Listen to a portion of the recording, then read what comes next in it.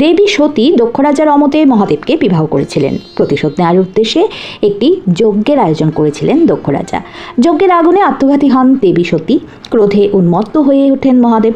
পৃথিবী ধ্বংস হওয়ার ভয়ে ভগবান বিষ্ণু প্রলয় থামাতে সুদর্শন চক্রটি পাঠিয়ে দেন। দেবীর দেহ 51টি খণ্ডে বিভক্ত হয়ে বিভিন্ন জায়গায় পড়ে।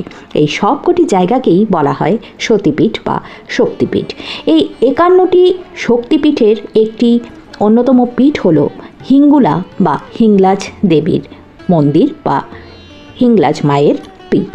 আজকের ভিডিওতে এই হিংলাজ মায়ের মন্দির নিয়েই আলোচনা করতে চলে এসেছি।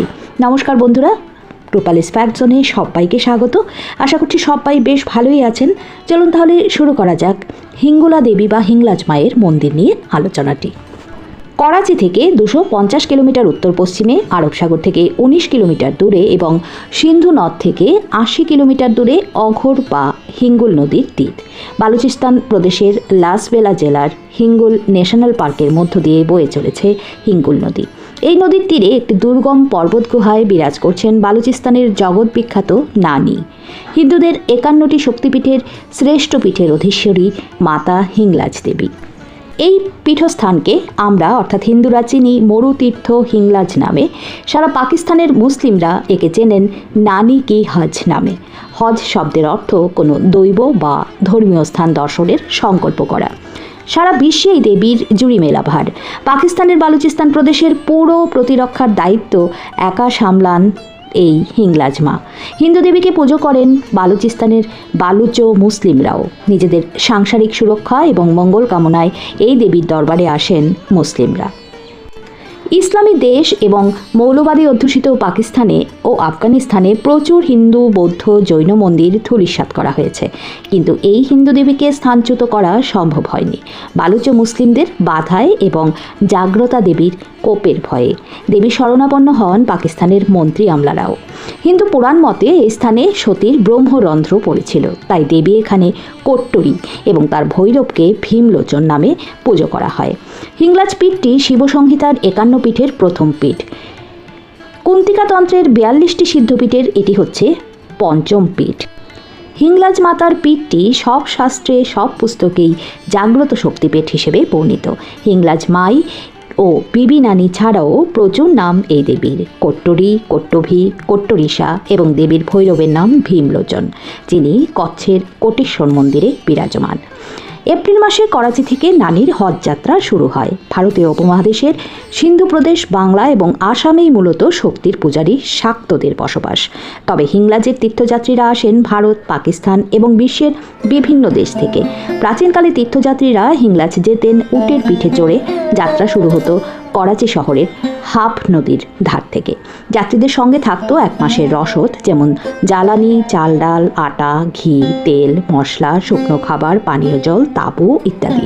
মরুদস্যুদের প্রতিরোধ করার জন্য থাকতো নানা রকম অস্ত্রশস্ত্র।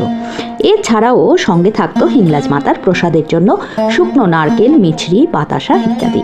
1 মাসের অত্যন্ত কঠোর যাত্রার পর শ্রান্ত তীর্থযাত্রীরা পৌঁছতেন হিংলাজে।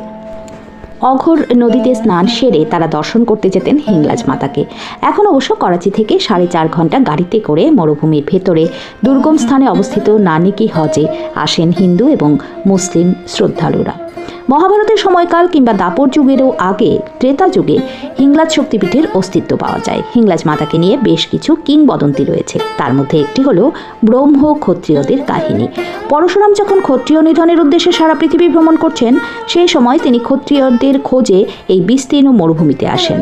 তখন স্থানীয় ক্ষত্রিয়রা হিংলাজ মাতার শরণাপন্ন হন। হিংলাজ মাতা তখন ক্ষত্রিয়দের ব্রাহ্মণ রূপ দান করে এবং পরশুরামের হাত থেকে রক্ষা করেন। তাদের মধ্যে একজন ছিলেন জয়সেনা, যিনি সিন্ধু প্রদেশে রাজত্ব করতেন। কথিত আছে ক্ষত্রিয়দের শুধু বাঁচানোই নয়, পরশুরামকে এই হত্যালীলা থেকে অস্ত্র ছাড়তে বাধ্য করেছিলেন স্বয়ং হিংলাজ মাতা। দেবী পরশুরামকে বলেছিলেন, প্রত্যেক মানব ব্রহ্মার সন্তান, আর এই ব্রহ্মত্ব আসে সুকর্মের মধ্য দিয়ে। ক্ষত্রিয় নিধন করে পৃথিবীকে ক্ষত্রিয় শূন্য করলেও ব্রহ্মত্ব প্রমাণ হয় না। পরশুরাম বুঝেছিলেন যে তিনি ব্রাহ্মণ সন্তান, তাই ক্ষত্রিয় নিধন সংকল্পে নেমে তিনি ব্রহ্ম হত্যাই করছেন। অগত্যা ক্ষত্রিয় হত্যা থেকে তিনি সরে আসেন। মানুষের তৈরি কোনো মূর্তি কিন্তু নয়, সিঁদুর লেপা এক খণ্ড পাথরই হলো বালুচো আদিবাসীদের আদরের নানী এবং হিন্দুদের হিংলাজ মাতা। পাহাড়ের একটি গুহার মধ্যে অবস্থিত এই মন্দির। গুহাটাই হিংলাজ মায়ের মন্দির কিংবা নানী কি হজ নামে পরিচিত। মন্দিরের ভেতরে একটি প্রাকৃতিক গ্যাসের কুণ্ড রয়েছে। এই অগ্নিজ্যোতিকেও হিংলাজ দেবীর রূপ বলে মান্য করা হয়। মন্দিরের কাছে রয়েছে একটি কুণ্ড, এটিও কিন্তু বেশ রহস্যময়। কুণ্ডের মধ্যে অবিরাম কাদামাটি ফুটতে থাকে। কিংবদন্তি রয়েছে এই ফুটন্ত কুণ্ডের কাছে এসে অন্তর থেকে যদি কেউ নিজের পাপের প্রায়শ্চিত্ত চায় তাহলে তার পাপ স্থারণ হয়। হিন্দুরা ফুল এবং নারকেল আর মুসলিমরা শিরনি ও খেজুর দিয়ে দেবীর আরাধনা করেন। হিন্দুদের হিংলাজ মাই এবং মুসলিমদের বিবি নানীর প্রশংসায় পঞ্চমুখ সব তীর্থযাত্রীরা। সকল মনস্কামনা পূর্ণ করেন নানী, তাই নানীর হজ বুক দিয়ে আগলান বালুচো মুসলিমরা। নানী মন্দিরের রক্ষণাবেক্ষণ থেকে হজ যাত্রার তদারকি পুরোটাই কিন্তু তারাই করেন, কারণ তাদের বিশ্বাস হিংলাজ মাই বা বিবি নানী তাদের পরিবারের একজন, তাদের আত্মার আত্মীয় এবং বালুচিস্তানের জনজীবনে তার পূর্ণ অস্তিত্ব এবং কর্তৃত্ব রয়েছে। তাই তো তারা তাকে ডাকেন নানী নামে। তো হিংলাজ মাইকে নিয়ে কিংবা বিবি নানীকে নিয়ে আমার আজকের এই আলোচনা বন্ধুদের কেমন লাগলো অবশ্যই কিন্তু কমেন্টে জানাবেন।